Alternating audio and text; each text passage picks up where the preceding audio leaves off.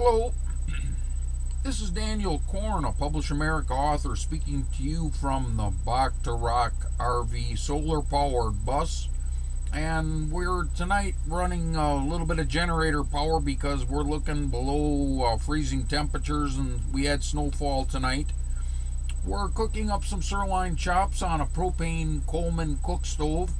And one of the first things we noticed is the smoke from the cook stove. We didn't have an exhaust fan in here. There is some kind of a vent in the front of this 66 passenger school bus converted, but we still got had a smoke alarm go off just because towards the front of the bus where the smoke was accumulating, it got too much, sent off the alarm. But no fire or anything.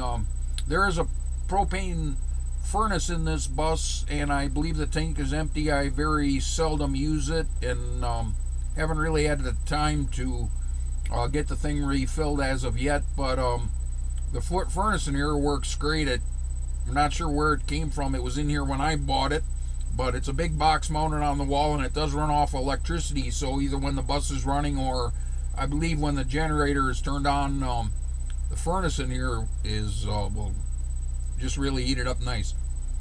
So while we're cooking our steaks for our sandwich, and we use mostly tin plates and cups and so forth because of the little bit of heat that it retains.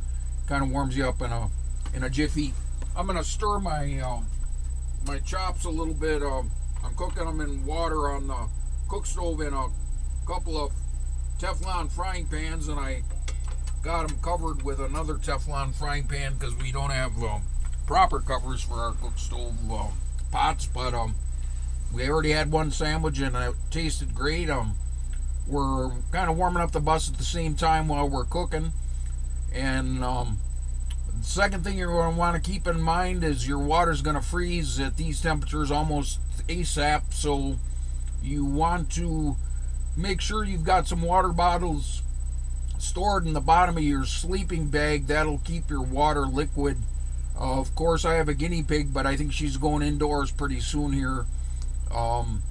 She feeds from a feeder bottle, and there's a lot of ice accumulation in her water bottle. I don't run the generator every night to cook and so forth. I live kind of modestly, but to keep the water from freezing, if you're camping or whatever, keep it in the bottom of your sleeping bag.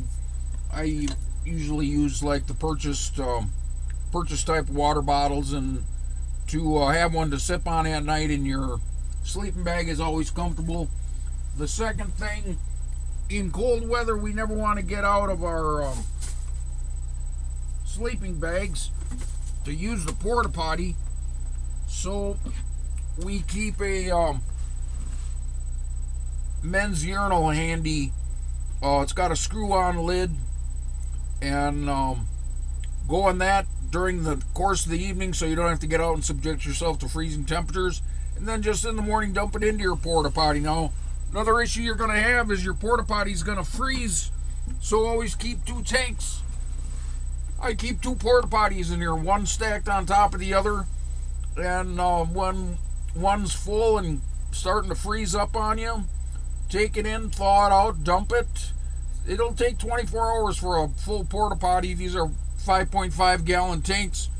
It'll take 24 hours at least for them to thaw out, so keep a spare one on hand that you can rotate to eliminate any overfull porta potties, because that can be a real hassle.